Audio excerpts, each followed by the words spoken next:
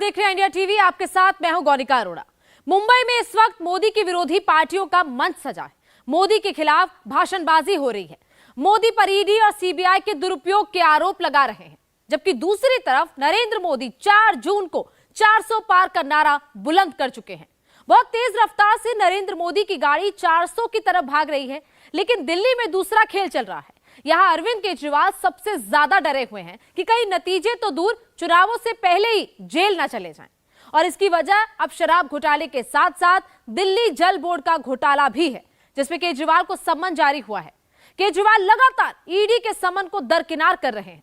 ED भी थक नहीं रही है, लगातार सम्मन भेज रही है। अब ऐसे में केजरीवाल की पार्टी को मोदी पर सीधे अटैक के अलावा कोई दूसरा विकल्प नजर नहीं आ रहा।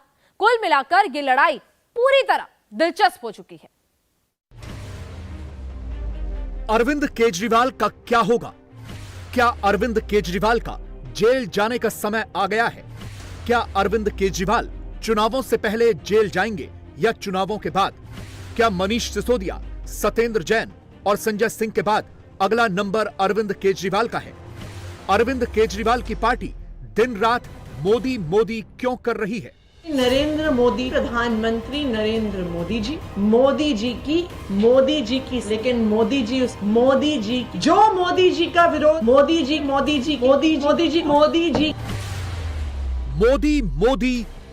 मोदी।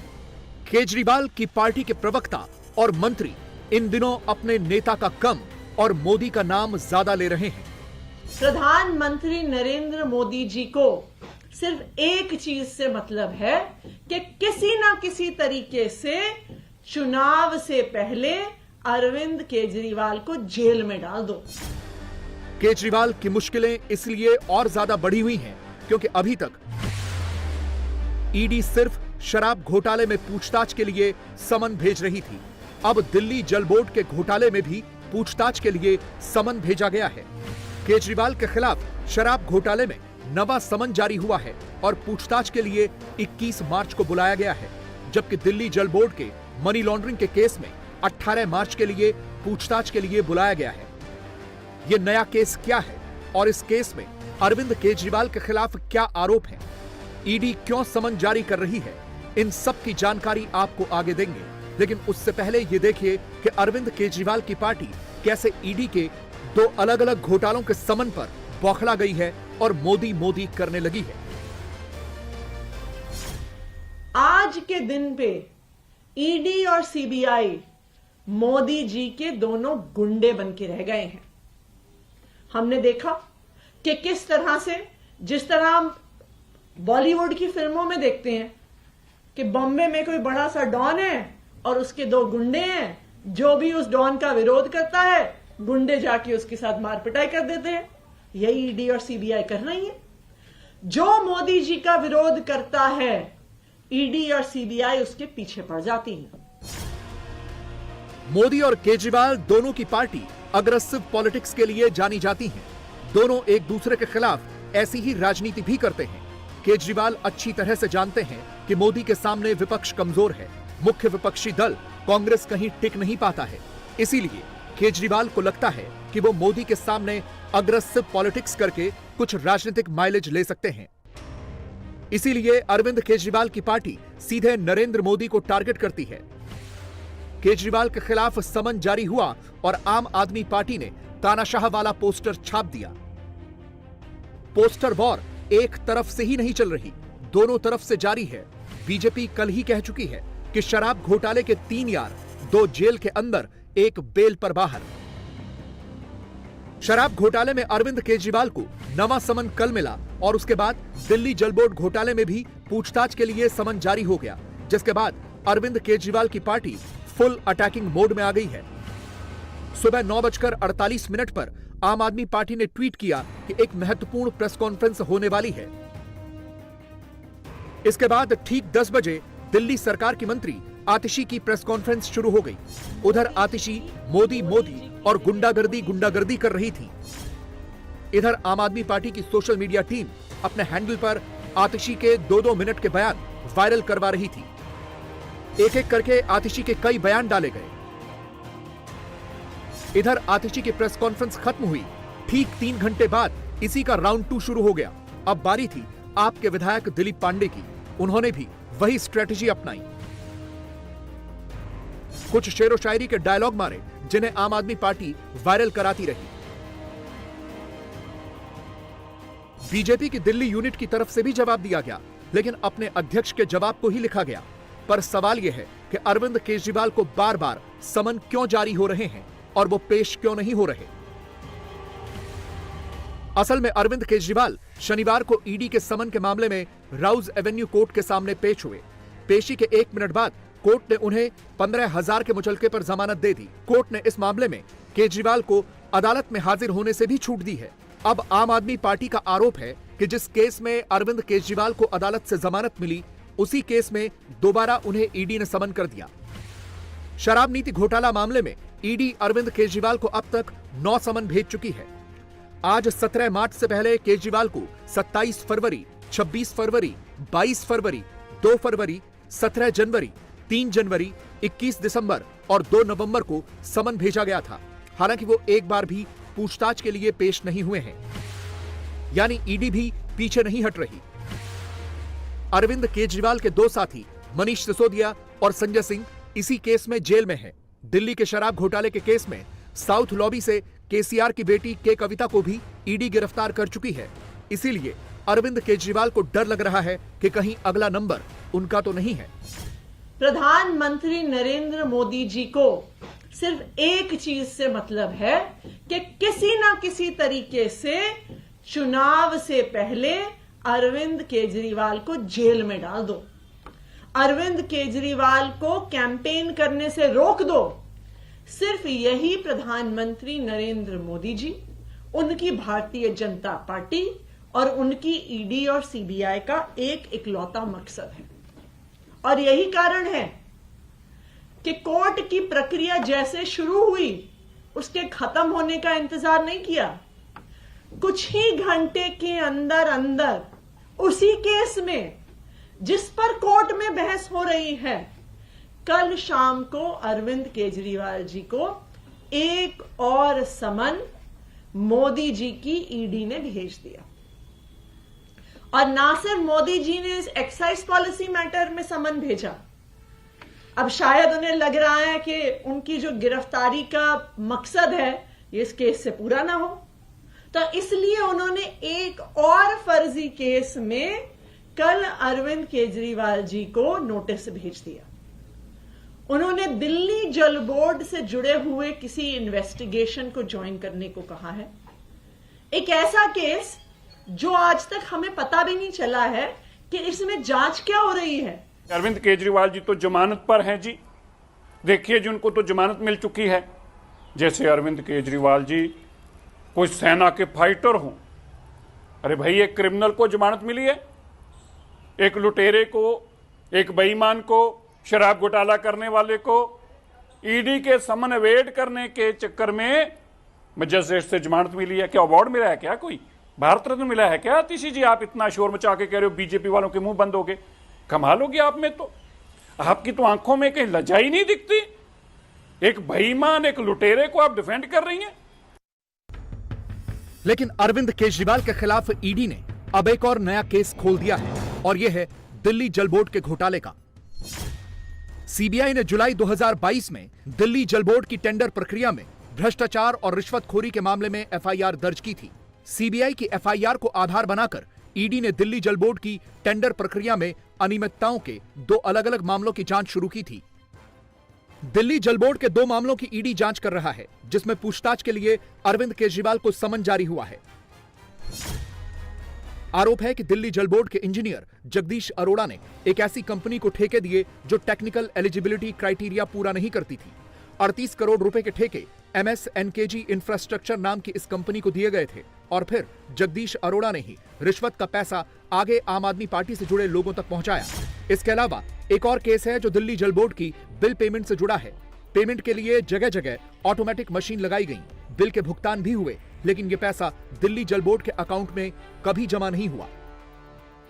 इसी केस में पहले सीबीआई ने एफआईआर दर्ज की थी, और अब उन्हीं एफआईआर के आधार पर ईडी जांच कर रही है। ईडी इन केसेस में कई जगह पहले छापे भी मार चुकी है, लेकिन आम आदमी पार्टी का कहना है कि उसे पता ही नहीं कि दिल्ली जल बोर्ड का कौन सा केस है जिसमें उन्हें समन जारी किया गया है। किसी को मेरे बारे में पता कुछ भी नहीं है। इल्जाम हजारों हैं, खता कुछ भी नहीं है। बिल्कुल यही अरविंद केजरीवाल जी के साथ किया जा रहा है।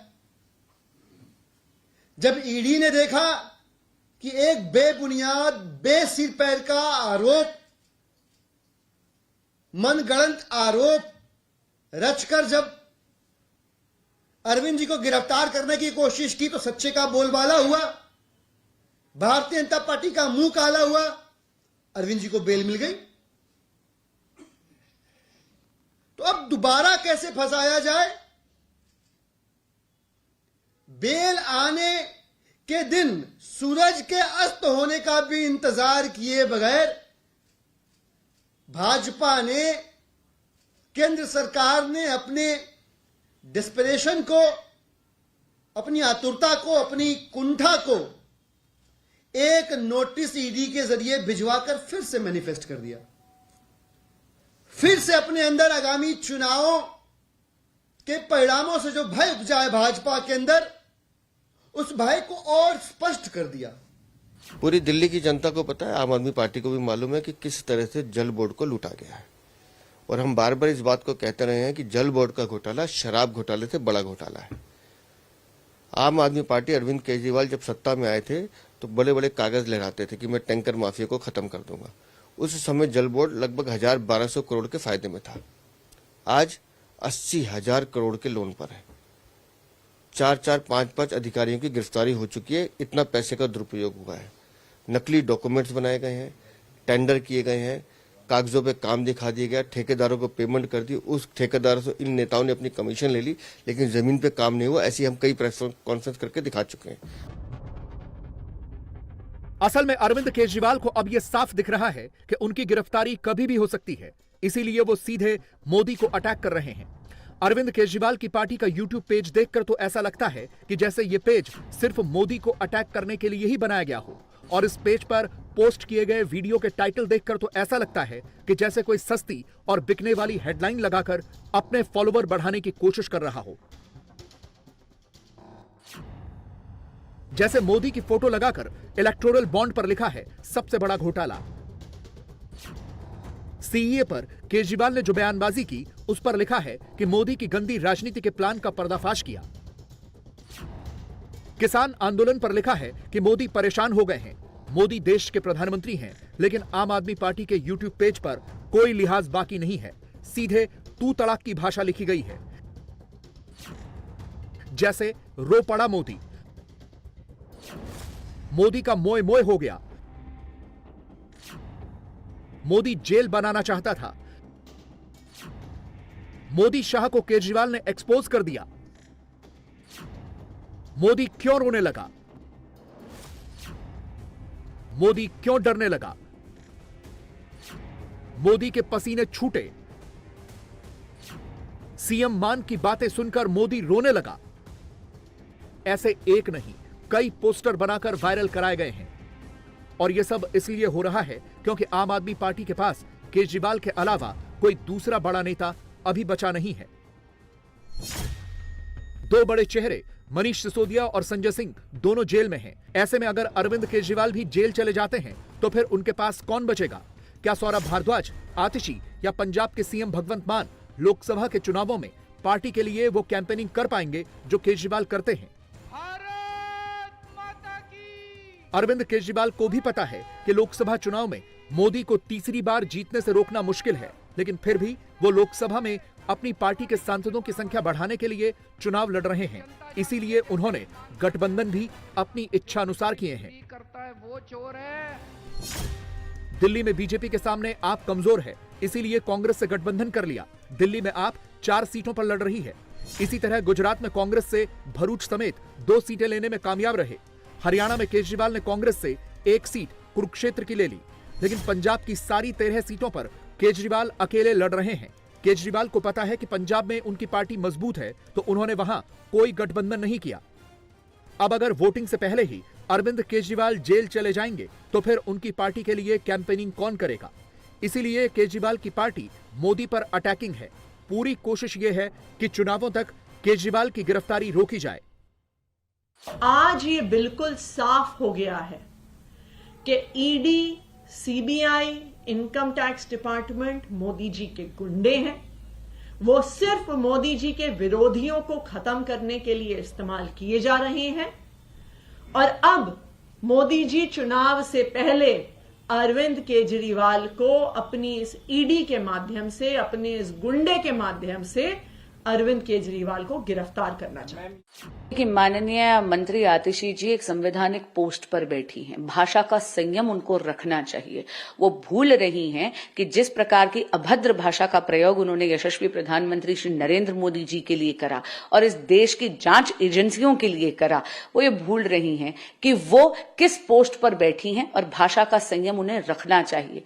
नरेंद्र मोदी इतने लोकप्रिय नेता है कि प्रत्येक भारतीय उनको अपना परिवार का सदस्य मानता है, परिवार का बड़ा मानता है। जिस तरह की भाषा वो इस्तेमाल कर रही है ना, देख लीजिएगा चुनाव के परिणाम में जनता का वोट उनकी इस चोट का जवाब होगा। अरविंद केजरीवाल जी की अरेस्ट की भविष्यवाणी केवल आम आदमी पार्टी करती है और बार बार करती है। मैं पूछना चाहती हूं, क्या बात आम आदमी पार्टी के लीडर्स अपने स्वार्थ के कारण क्या अपने ही लीडर को जेल में देखना चाहते हैं? दूसरी तरफ अरविंद केजरीवाल जी माननीय मुख्यमंत्री इतने लापरवाह नेता हैं, उनको दिखता नहीं कि उनके साथी नेता मनीष सिसोदिया जी की क्यूरेटिव पिटीशन तक डिसमिस हो गई है सुप्रीम कोर्ट से, लेकिन ना उनको फिक्र है मनीष सिसोदिया जी की, ना संजय सिंह जी की, ना किसी और की। उनको केवल अपना स्वार्थ साधना है। अभी तो ये चलता ही रहेगा।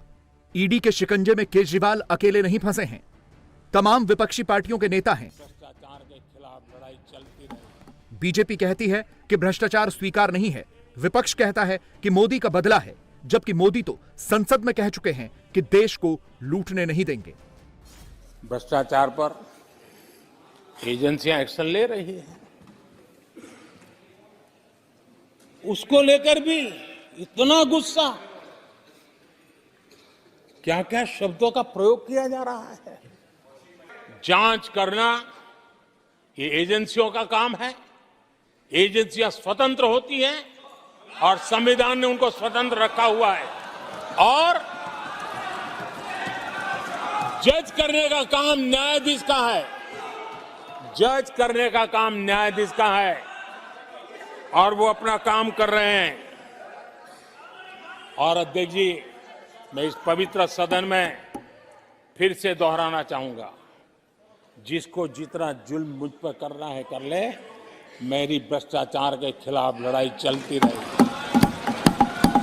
जिसने देश को लूटा है उनको लौटाना पड़ेगा। जिन्होंने देश को लूटा है उनको लौटाना पड़ेगा। ये मैं देश को इस सदन की पवित्र जगह से वादा करता हूं। जिसको जो आरोप लगाना है लगा लें, लेकिन देश को लूटने नहीं दिया जाएगा और जो लूटा है वो लौटाना पड़ेगा। मोदी इसी नैरेटिव को पूरे देश में लेकर जा रहे हैं, लगातार भ्रष्टाचारियों के खिलाफ एक्शन की बात कर रहे हैं। दूसरी तरफ मोदी के विरोधी सारे नेताओं का मंच मुंबई में सजा है। वो खुद को पीड़ित बता रहे हैं, जबकि मोदी का दावा है कि 4 जून को 400 पार।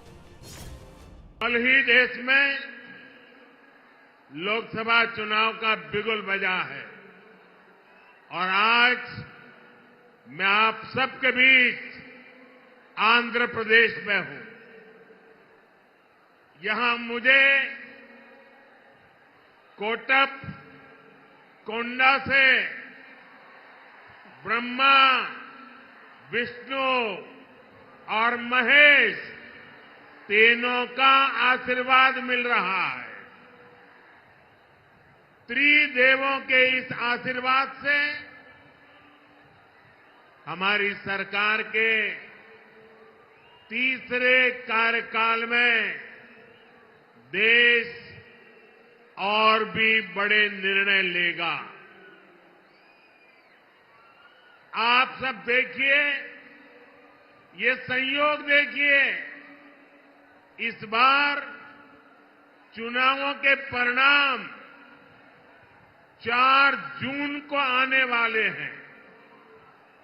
अब पूरा देश कह रहा है 4 जून को 400 पार।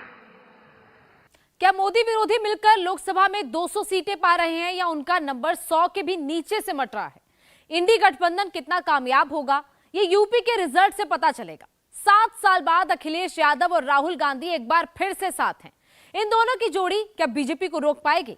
अखिलेश के पीडीए से पिछड़ा, दलित और अल्पसंख्यक दूर होते जा रहे हैं, सहयोगी अलग हो रहे हैं। अखिलेश यादव का फोकस परिवार की 5 सीटों पर सिमट गया है। यूपी को लेकर अखिलेश की क्या रणनीति है, इस रिपोर्ट में देखिए।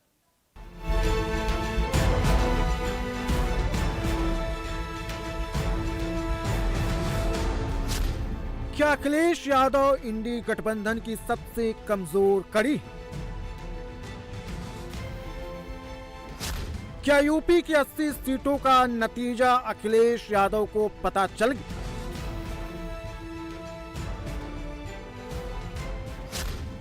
क्या अखिलेश इस बार पूरा यादव लैंड हार जाएंगे? इंडिया अलायंस में सीटों के हिसाब से सबसे बड़ी जिम्मेदारी 80 सीटों की अखिलेश यादव के पास है। मोदी के मिशन 400 की सबसे बड़ी चुनौती अखिलेश हो सकते थे। जितनी जरूरत इंडी को अखिलेश की है, उससे ज्यादा अखिलेश इंडी गठबंधन के भरोसे है। यूपी में मोदी योगी 80 में 80 का दावा कर रहे हैं। अखिलेश 80 में बीजेपी को रोकने की बात करते हैं, लेकिन सच तो यह है अखिलेश के पास 5 गढ़ बचाना सबसे बड़ा चैलेंज है। 2017 से हर चुनाव में अखिलेश यादव गठबंधन को लेकर नया प्रयोग करते आए हैं। 7 साल में न उन्हें कामयाबी मिली और न ही वो अपने सहयोगियों को सहेज कर रख पाए। 2024 में अखिलेश एक बार फिर राहुल गांधी के साथ हैं। यही जोड़ी 2017 के विधानसभा चुनाव में भी साथ थी और इसी चुनाव में समाजवादी पार्टी को सबसे बड़ी हार मिली थी। 2012 में 224 से समाजवादी पार्टी 47 पर सिमट गई। कांग्रेस को सिर्फ 7 सीटें मिली।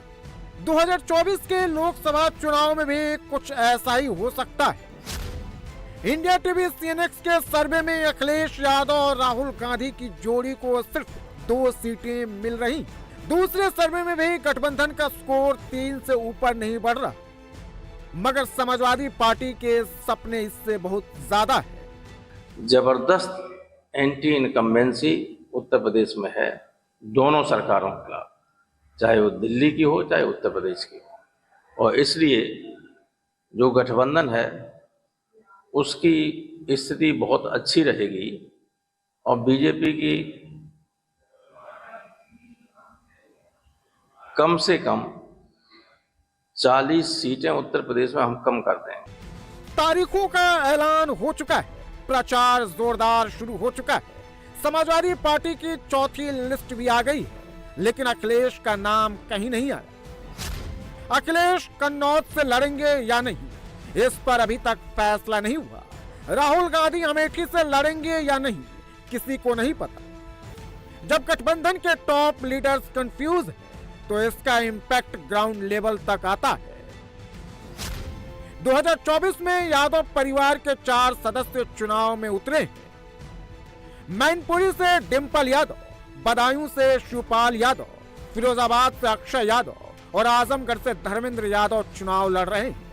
ये वो सीट है जहां पर जीतने के चांसेस समाजवादी पार्टी के लिए सबसे ज्यादा है। आजमगढ़ के लोगों के सहयोग और समर्थन के कारण कोई टफ नहीं है। ठीक है, चुनाव में बाई इलेक्शन में हमारी हार हुई बहुत माइनर मार्जिन से, और मैं मानता हूं इस बात को। उस समय की जो परिस्थितियां थी, चाहे वो बहुजन समाज पार्टी से जो उस समय के उम्मीदवार थे जो 2,66,000 का स्कोर किए थे, मेरे लिए फख्र का विषय है कि आज वो हमारे चुनाव में से पहले समाजवादी पार्टी के न केवल सदस्य हैं, कल के हमारे चुनाव के उम्मीदवारी की घोषणा के बाद जिस कदर सहयोग और समर्थन का आश्वासन दिया है आदरणीय गुड्डू जमाली जी ने, और आजमगढ़ में 10 के 10 समाजवादी पार्टी के विधायक हैं। ठीक है, एक एक्सीडेंटल हार थी, उस हार के समय भी मैंने काउंटिंग से निकलने के बाद वहाँ के पार्टी के लोगों के बीच कहा था कि आजमगढ़ उत्तर प्रदेश के अंदर समाजवादी पार्टी की सबसे मजबूत पार्टी है, सबसे एकजुट पार्टी है। आजमगढ़ की इस हार से उस समय भी मैं विचलित नहीं हुआ था। मैंने उस समय भी कहा था काउंटिंग के बाद कि मैं चुनाव हारा हूँ, मैं हिम्मत नहीं हारा हूँ। और आजमगढ़ के लोग, मुझे यकीन है, भरोसा है कि आदरणीय अखिलेश यादव जी के सम्मान को बढ़ाते हुए उनके उम्मीदवार और सिपाही के तौर पर मुझे ज़रूर कामयाब ही नहीं करेंगे, बल्कि ऐतिहासिक तौर पे कामयाब करेंगे। अखिलेश यादव ने जिस तरह से यूपी में टिकट बांटे, उसके बाद पीडीए की नई डेफिनेशन वायरल हो रही है। अखिलेश का पीडीए परिवार डेवलपमेंट अथॉरिटी है। अखिलेश घूम फिरकर परिवार पर ही आ गए। बीजेपी इसी परिवारवाद को मुद्दा बना रही है। आजमगढ़ में अखिलेश के चचेरे भाई धर्मेंद्र यादव और दिनेश लाल यादव और निरहुआ आमने सामने हैं। मुझे लगता है कि अगर आजमगढ़ में समाजवादी पार्टी को किसी यादव को लड़ाना था तो आजमगढ़ में यादवों की कमी नहीं है, पूर्वांचल में यादवों की कमी नहीं है। यहीं से किसी प्रत्याशी को देना चाहिए था, पर वही है कि उनको अपने परिवार के बाहर कोई यादव दिखता नहीं है। दिक्कत यही है, उनको लगता है कि यादव सिर्फ उनके घर में पैदा हुए हैं, बाकी कहीं कोई है ही नहीं, कोई इस योग्य भी नहीं समझते किसी को। तो जनता भी ये बात जान चुकी है, समझ चुकी है, और 22 में भी आजमगढ़ की जनता ने उनको जवाब दिया था कि जब हर बार आपको अपने घर से ही प्रत्याशी भेजना है तो बस करिए। और जनता जो है मेरे साथ आ गई थी और हम लोग 22 में जीते थे। और अब जो है 24 में और ज्यादा लोग हमसे जुड़ रहे हैं। धर्मेंद्र यादव एक बार निरहुआ से चुनाव हार चुके हैं। आजमगढ़ कभी यादव परिवार का गढ़ था, लेकिन अब यहाँ के यादव परिवार के साथ नहीं है। रमाकांत यादव इसका सबसे बड़ा सैंपल है। वो बीजेपी, एसपी और बीएसपी तीनों पार्टियों के टिकट पर यहाँ से चुनाव जीत चुके हैं। 2022 के बाई इलेक्शन में तो निरहुआ ने यादव परिवार को हराया था। यूपी में चुनाव अभी भी मुलायम सिंह के नाम पर लड़ा जा रहा है। आजमगढ़ में धर्मेंद्र यादव क्यों जीतेंगे, उन्हीं से सुनिए। और श्रद्धेय नेताजी, जिनके बारे में उन्होंने हमेशा कहा, जब वो आजमगढ़ से लोकसभा के सदस्य नहीं भी थे उससे पहले भी कहते थे। और मुझे याद है जब मैं छात्र जीवन में था, इलाहाबाद यूनिवर्सिटी में पढ़ता था, बहुत सारे नौजवान, बड़ी तादाद में आजमगढ़ के नौजवानों के साथ में रहा, तो अक्सर नेताजी ने कहा अपने भाषणों में कि अगर इटावा मेरा दिल है तो आजमगढ़ मेरी धड़कन है। और नेताजी ने इस कदर आजमगढ़ के लोगों को और आजमगढ़ के लोगों ने नेताजी को माना। मुझे याद है 2014 के चुनाव में जहां नेताजी मैनपुरी से चुनाव लड़ रहे थे, मैनपुरी से लड़ते हुए भी आजमगढ़ के लोग जिद करके नेताजी को लेके गए थे और फाइनली नेताजी ने आजमगढ़ का प्रतिनिधित्व किया 14 के चुनाव में।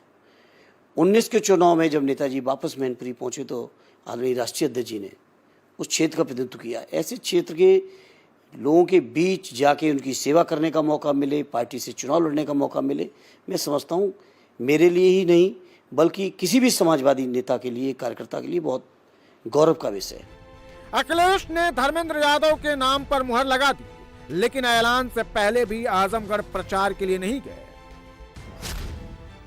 पिछले 2 महीने में अखिलेश यादव कन्नौज नहीं गए, 1 महीने से मैनपुरी नहीं गए, बदायूं नहीं गए, 3 हफ्ते से फिरोजाबाद नहीं गए। अखिलेश यादव लखनऊ से यूपी की 80 सीटें मैनेज करने की कोशिश में है। शायद यही वजह है समाजवादी पार्टी के वोटर्स और अखिलेश के साथी दोनों दूर होते जा रहे हैं। लोकसभा चुनाव से ठीक पहले जयंत चौधरी ने अखिलेश यादव का साथ छोड़ दिया। जाट वोटर समाजवादी पार्टी से दूर हुए, यानी पहले और दूसरे फेज में अखिलेश की पार्टी कमजोर हो गई। लोकसभा चुनाव के पहले और दूसरे फेज में 16 सीटें हैं। पीलीभीत की सीट छोड़ दें तो 15 सीटों पर जाट वोटर्स का असर है। पश्चिमी यूपी के दलित वोटर्स में चंद्रशेखर का अच्छा खासा प्रभाव है। वो अपने लिए नगीना लोकसभा की सीट मांग रहे थे, लेकिन अखिलेश यादव ने वहां से अपना प्रत्याशी उतारकर इस अलायंस को भी खत्म कर दिया। चंद्रशेखर के अलग होने से पश्चिमी यूपी के दलित वोटर समाजवादी पार्टी से दूरी बना सकते हैं। 2019 के बाद मायावती ने भी अखिलेश यादव का साथ छोड़ दिया था। दलित वोटर्स में खास तौर पर जाटव वोट बैंक पूरी तरह मायावती के साथ है। मायावती इस चुनाव में किसी गठबंधन में शामिल नहीं है। अखिलेश यादव को इस चुनाव में इसका भी भारी नुकसान उठाना पड़ सकता है।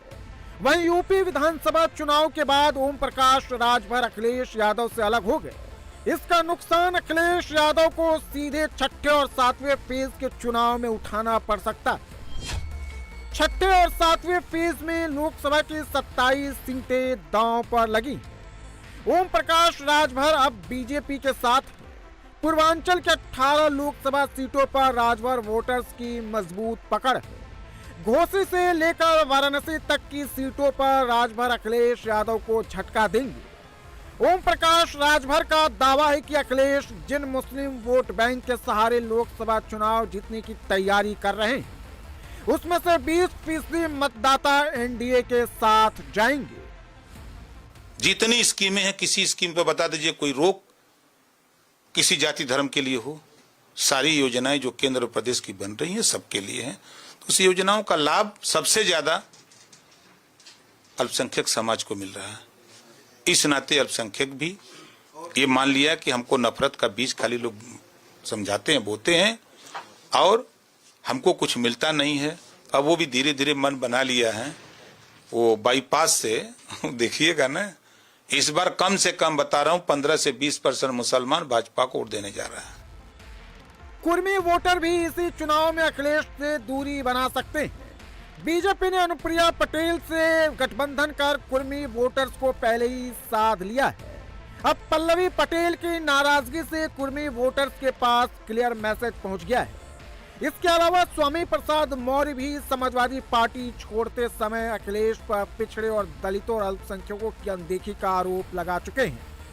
इस बार अखिलेश यादव कांग्रेस के साथ चुनाव लड़ रहे हैं, लेकिन समाजवादी पार्टी का सबसे मजबूत गठबंधन 2019 के लोकसभा चुनाव में बना था।